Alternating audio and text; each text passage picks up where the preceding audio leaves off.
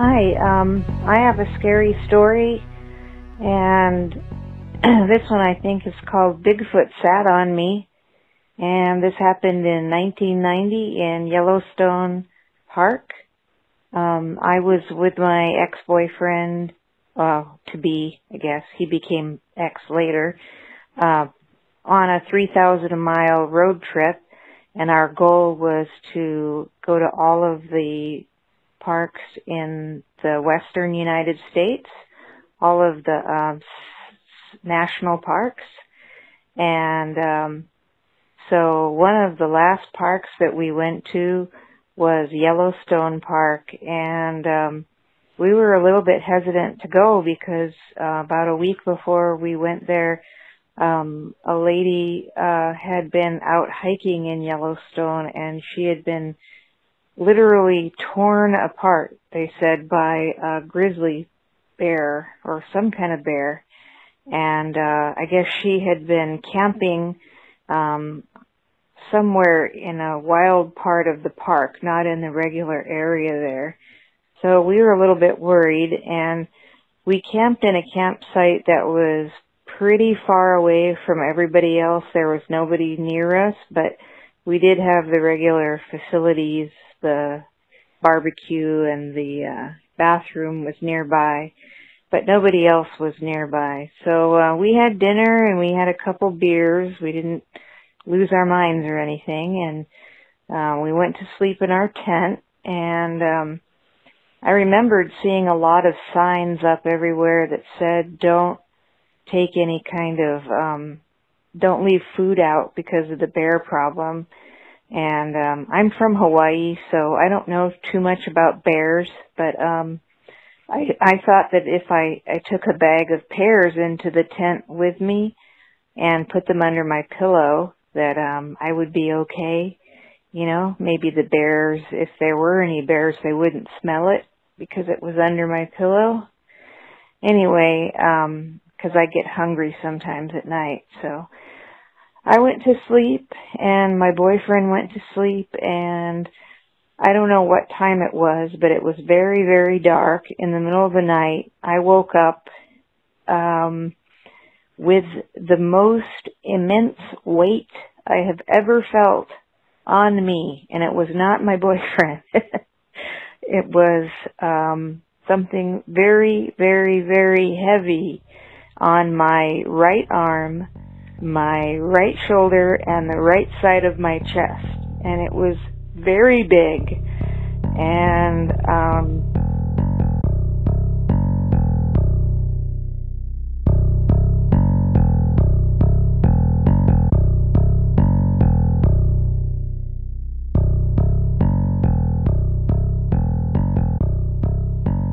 hi, this is a lady from Hawaii. I guess it hung up on me. I better hurry up. So this is the rest of the story about Bigfoot sitting on me. The story ended continues where I woke up in the middle of the night and there was a massive weight on my right arm and my right shoulder and my right side of my chest. And it was like a car pulled up and parked on me. It was so big and so heavy. I was terrified, and I thought it was a bear, and if it was a bear, I thought the bear, maybe he didn't know he was sitting on a person who was in their tent. So I decided not to move and not to make any noise. And as time went on, I got more and more and more terrified because this thing that was sitting on me did not twitch. It didn't make any noise. I couldn't hear any breathing, but it was big, and it was heavy, and it was on me, standing, laying down, or sitting on me. I don't know. All I could feel was that it was warm. So that's all I knew. It was something that was alive. That's all I knew. And this thing must have sat on me for hours, 5, 6, 7. I don't know how many hours went by. And I kept thinking, it's a bear. He's going to rip the tent open and get at the pears, and he's going to rip my face off, and he's going to kill me. I can't do anything. And the more the more I thought about it, the more frightened and terrified I became, and I knew it was something that I could not figure out what it was, because if it was a bear, it would have killed me, because it would have smelled the pears. So I was so terrified that I passed out. I literally, never in my life have I been that terrified, and I've never been that terrified since. And I passed out from fear. And the next morning I woke up and my boyfriend was already awake, and I told him what happened, and instead of wondering what it was, he said, "You're so dumb for taking food into the tent," and he scolded me and he got really mad at me. And I went and looked at the tent where this thing was laying on me, and there were no marks, and there was no footprints, and there was no sign whatsoever of anything. And I never heard of Bigfoot before. I've never thought about Bigfoot at that time. The year was 1990.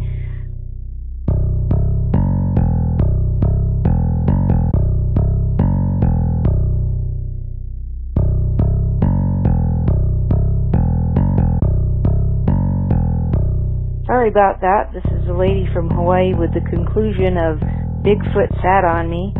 I talked to a Bigfoot researcher who's been researching for more than 30 years, and he said that's the thing.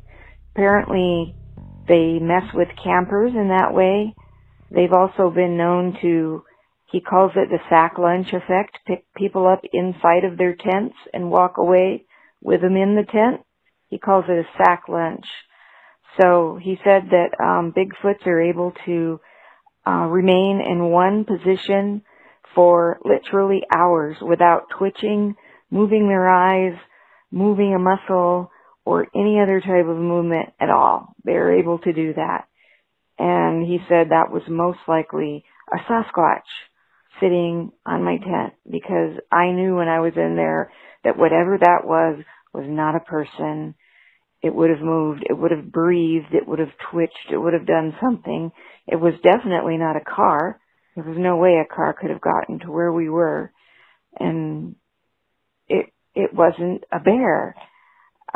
It wasn't a buffalo. I don't know what it was. And I knew when I was in there it was something that I just had a feeling that it was something incredibly immense and something really scary, and I believe that's the reason that I passed out from fear. Thank you. Bye-bye.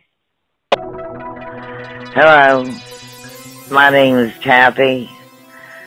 I'm calling from Dayton, Ohio. Back in 1964, my sister Brenda and her boyfriend Billy took me to a place called Hera Arena to see Santa Claus. We're all in these long lines waiting to get in the building. A few lines over, I'm hearing these little boys crying their eyes out, screaming about a monster. I'm looking around, trying to figure out where the monster is. Well, I see it.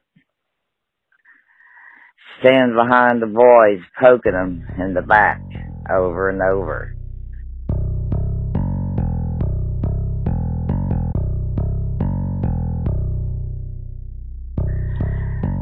It was about 5 foot tall, hunched over with a large hump on its back.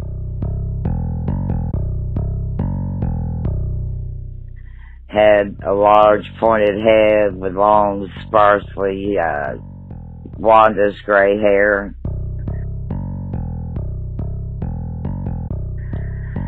Had large green eyes that looked like a snake.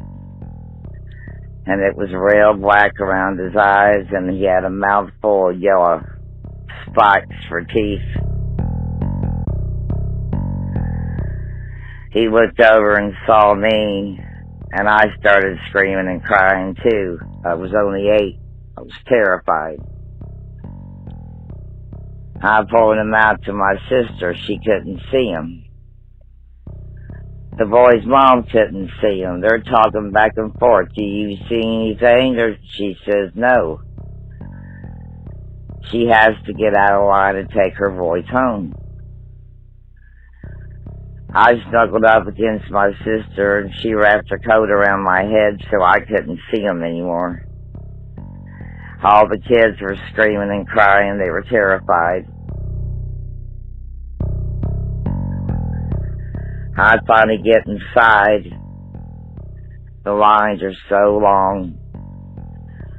My sister goes up and asks Santa if I could go ahead in line and get out because I was so afraid. And he lets me go up, and a lot of the parents get mad. And he says, can't you see this child is being traumatized by something?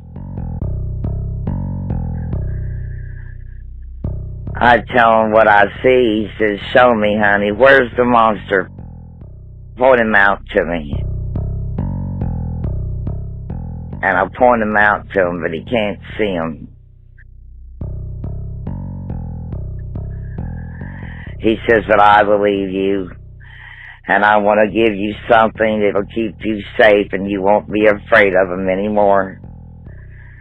And he sprinkled magic dust above my head, and he said, now you'll be safe.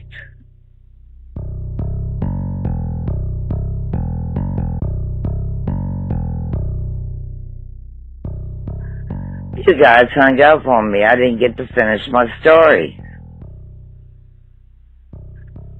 Short and sweet. My sister takes me home. I'm telling her about what I saw. She tries to tell me that I'm dreaming, but of course I wasn't. And my sister backed me up. She told her about all the other children crying and screaming, and we were seeing something. Well, the story, she says, there are some monsters that only small children can see.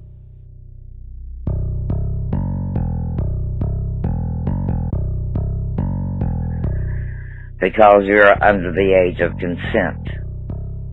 Too young to know right from wrong. Tell the parents out there, when their kids they say they see a monster, believe them. Take them seriously. God bless y'all. Have a good day. Hello, I am Joseph. I am 14 as I am telling this. I do not mind that my name is being told because, well, I don't know. I just don't care.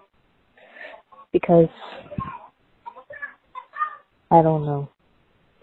But when I was 7, I went outside in the middle of the night because there was something on the security feed. And let me tell you this. I was at my grandfather's this weekend. I'm not very good at telling stories, by the way. And I was sleeping on the couch, which had the security feed TV right in front of the foot of the bed. And then I see something big, hairy, and frickin' bulky as hell run after the cats that lived around the house. And then it looked right at the camera. Right into my eyes. And I myself.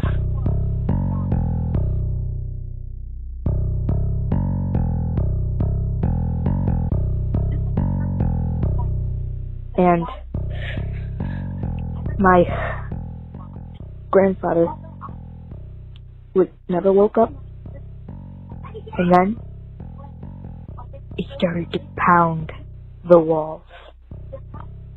It was terrifying. The thing seemed to know I was all alone. I ran into my grandfather's bedroom. I grabbed that pistol and I waited. Once he got back, I told him what happened. He believed me. He won't let me stay alone at his house anymore. He hasn't since that day, and I don't think he ever will again. Thank you for letting me share this story. The Michigan Dog Man is real. This happened in Lake Odessa, Michigan. This is all. Thank you. Hi, I don't know if I'm calling the right person. I've just been trying to find a phone number to relate my stories, my encounters to someone. They're not necessarily scary. First one was a Bigfoot scream within I'd say a quarter to 3/4 miles away. It stopped me from working, and I jumped in my vehicle, locked up the house, and took off out of there as fast as I could. Stopped a mile and a half down, could still hear it screaming in the woods. So much more detail to this. And I'd rather talk to somebody, rather than leave it on a recording. 1 year later, I had an encounter. I came out of my truck again and heard something take off into the bushes, into the forest, and just busting branches right and left. I jumped in my vehicle, scanned the forest with my headlights on bright, and saw nothing. Went to just go ahead and leave and go home, and something told me to look left, and I said, literally said out loud, why am I going to look left? So we go over to see a massive 250 to 350 pound black, jet black dog, very low lighting, just screaming up on paralleling me, just flying, doubling my speed. And then just vanished, poof. I didn't know what it was at first, if it was a canine or a feline, but the last second I decided it was a canine. Poof, I don't even know how it disappeared, but it just disappeared. And I looked down the speedometer, I was really 32 miles an hour, and the fastest dog runs 42. This thing was going way faster than that. It was an absolutely paranormal animal. It was not anything I knew. But my name is Scott, and I'd love to hear from you and let you know the rest of my story. Hey Scott, this is Peter. If you want to set up something, if you can email me at that email on the screen, we can set up a date where you can call in and I can record me asking you questions and we can go through the whole story, and that would be awesome. So I loved what you gave us already. So alternatively, if you want to call and just leave multiple messages and tell us the story, that would be great too. Like the next two stories we have a Bigfoot, and we have something that's either a demon or a Krampus, something like that. Let's do that story next. Do you have a scary story you want us to read on the show? Just call our voicemail hotline, 804-LIST-SCARY. That's 804-537-2279. And now for something completely scary. Hi, I'm back. Been trying to get back to you sooner, but I've been fighting the flu for weeks. Okay, you want to hear a little better description of my monster and my scary ghost Santa story. Like I told you, he just about 10, 12 rows over. You know how they always rope off the lines. There's a lot of people going into a place. They had us packed in like sardines. And I'm hiding for a while. Like I told you in the first part of my story, I was hiding behind my sister's coat. It just took so long in that line. And I kept hearing kids crying. Kids get curious. eventually I moved away. I peeked around my sister and I got a better look at him. He had hooves for feet. He had like long blonde hair all over his legs. And he was dressed like they did like back in the 16th century with the short pants made of a wool blend and a dirty yellow shirt with the puff sleeves and the tight wrists with the pearl buttons and a mohair vest. He looked like he might have been a sheep herder. And his skin, it was yellow-green. He looked jaundiced, like he was just full of infection or something. I don't know. And he kept poking at the kids. Like I said, he kept poking at them. And it was just certain ones. I kept trying to figure out why. He kept messing with the ones with curly hair. He was drawn to it, especially if they had red hair. But it was only certain kids with the curly and the red hair. And I noticed how he's drooling. It's just running down his chin. It's dripping down his clothes. And I noticed what type he was going after. The fat, plump kids. He was going after kids that like never got any exercise in their life. He wanted the ones that were fat and tender. He was looking for kids to eat. When I realized what he was doing, I started panicking even more. I'm like, oh my God, maybe that's why he didn't look my way. Because when I was 8, I was all arms and legs and skinny as a rail. I was nothing but a bone. That's what I am right now. And he went to this one particular little girl. And he was messing with her hair. It was like, so far the kids were too afraid to scream when they were seeing this thing. They just kept trying to move further and further away. They were practically climbing up their mom's back. Couldn't figure out what it was. That girl turned around, looked up at him, started screaming bloody murder. And all the kids started screaming. And they're trying to get out, and we can't. We're in there, like I said, we're packed in like sardines. We cannot get out of there. And they were trying to go in 10 different directions, trying to get away from him. He's just talking to them and laughing. I have no idea what he was saying. And I'm noticing these lumps under his clothes that kept rising and falling and moving around. I kept wondering, what is that? And when he happened to turn sideways, I noticed he had this humongous hump on his back.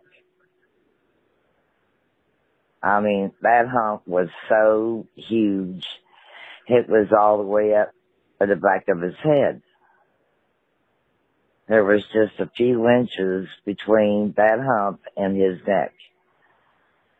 He had enough mobility to move his head and neck around, but he had that big thing on his back. And I kept watching it rise and lowering by itself and moving around. And then I started hearing a rattling and a popping sound. Those things, whatever they were under his clothes, were popping. They were busting. And this god-awful smell. Okay, I want to try to finish this up as fast as I can. Okay, so why everybody is freaking and everybody is getting sick to their stomach from the smell. And I come up right to the point in the line right where Santa was sitting up on stage. And my sister tapped his leg, and that's what she told him. That, hurry up and take care of her, let me get her out of here. And kids are getting even more, out of control. And like I said, the first time he was telling them that I was getting traumatized, I needed to get the hell out of there. I don't know what happened at that point. I mean, I couldn't see anything coming from his hands. I figured it's got to be pretend.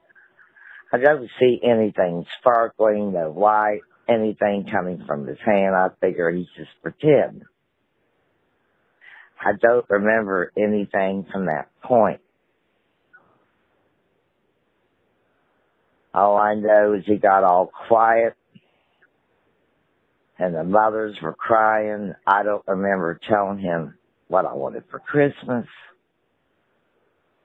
I don't remember going to the car, riding home. It was like 1 minute I'm talking to Santa, and the next minute I'm telling my mom what happened. I don't remember telling my dad, my other sisters, my neighbors.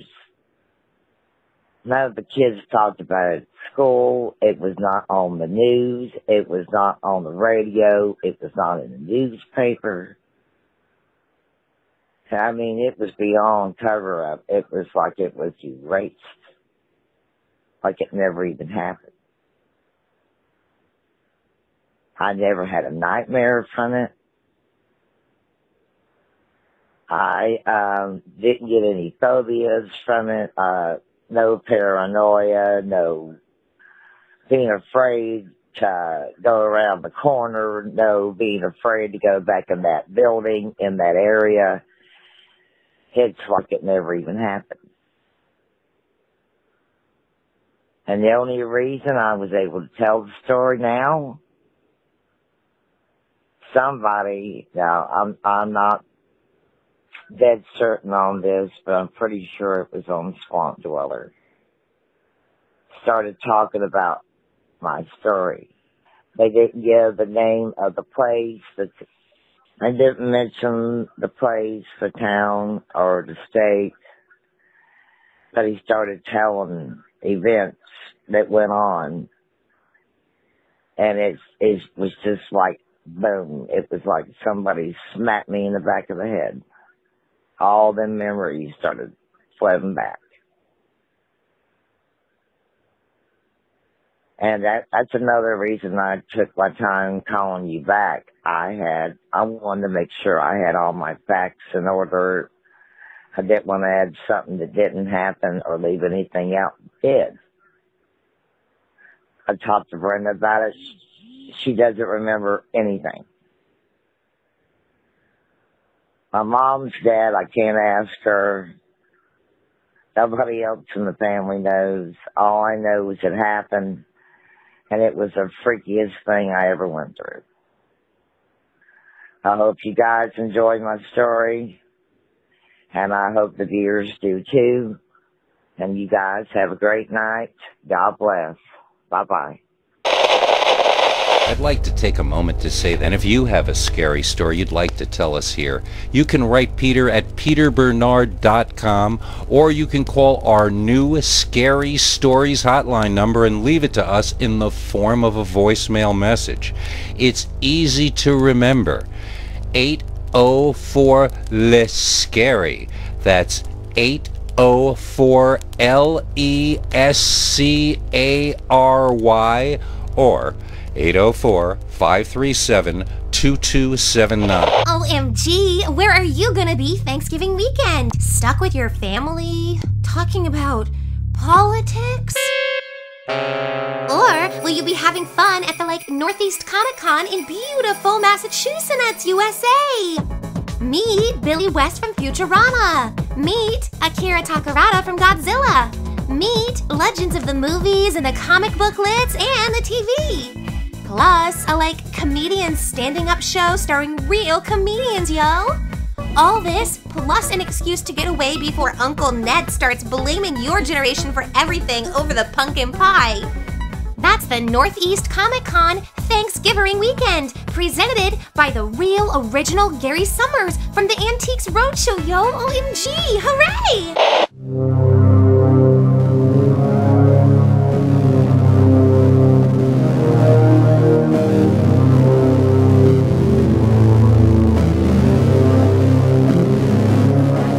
Come back for more scary stories.